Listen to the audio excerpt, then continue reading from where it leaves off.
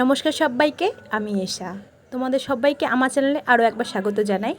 আজকে আমি তোমাদের সাথে নতুন একটি রেসিপি শেয়ার করব, সেটা হলো মশলা ম্যাগি। এই রেসিপিটা আমার খুব প্রিয় এবং আশা করি তোমাদেরও খুব ভালো লাগবে। তাহলে চলো শুরু করি। কড়াইতে আমি পরিমাণ মতন জল দিয়ে দিলাম। জলটা একটু গরম হলে এর মধ্যে দিয়ে দেবো 2 প্যাকেট ম্যাগি। ম্যাগিটা আমি 5 মিনিট ধরে ভালো করে সেদ্ধ করে নেব। দেখতে পাচ্ছ ম্যাগিটা ভালো সেদ্ধ হয়ে গেছে। এবার কড়াই থেকে আমি জলটা ঝরিয়ে নেব এবং ওই একই কড়াইতে দিয়ে দেবো পরিমাণ মতন তেল।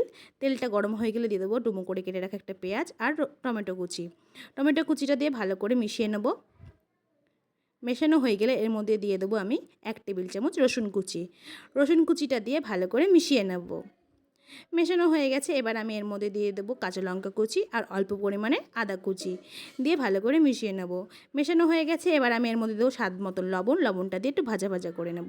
আর ভাজা ভাজা করা হয়ে গেছে। এবার আমি এর মধ্যে দিয়ে দেবো একটা ডিম। ডিমটা দিয়ে উপর থেকে অল্প পরিমাণে লবণ দিয়ে ভালো করে মিশিয়ে ভাজা ভাজা করে নেব। দেখতে পাচ্ছ আমার ভাজা ভাজা করা হয়ে গেছে। এবার আমি কি করব, এর মধ্যে দিয়ে দেব ম্যাগি মশলা। ম্যাগি মশলাটা দিয়ে ভালো করে মিশিয়ে নেব। মেশানো হয়ে গেছে। এবার আমি এর মধ্যে দিয়ে দেবো 1 টেবিল চামচ টমেটো সস। টমেটো সসটা দিয়ে ভালো করে মিশিয়ে নেব।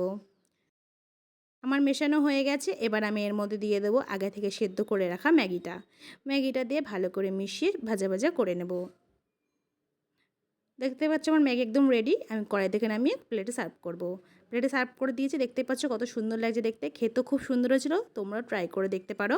তোমাদের আমার এই রেসিপিটি যদি ভালো লাগে তাহলে অবশ্যই লাইক, কমেন্ট এবং শেয়ার করে আমাকে জানাবে।